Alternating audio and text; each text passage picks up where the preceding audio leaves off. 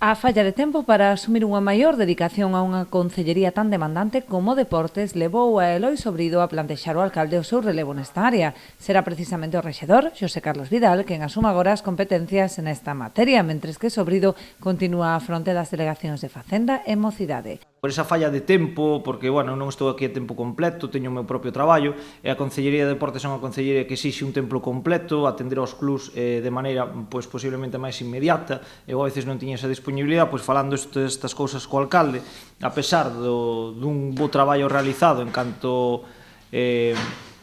ás instalacións, en canto á subida de subvencións, incluso algúns patrocinios que antes pois non se daban como axuda, pois considero, sendo honesto comigo mismo e co resto de compañeiros, o que lle plantei ao alcalde foi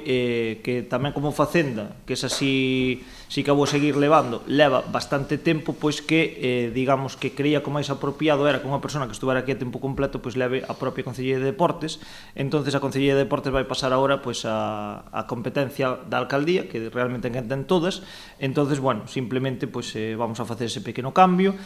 O alcalde quixo agradecer o labor do aínda edil de Deportes ao longo destes anos con proxectos e apostas moi importantes, tanto no que se refire á mellora de infraestructuras como á promoción do deporte. Quero agradecerlle o seu traballo e a súa entrega. Penso que a súa xestión foi moi positiva, mellorando moito as diferentes instalacións e facendo un moi bo traballo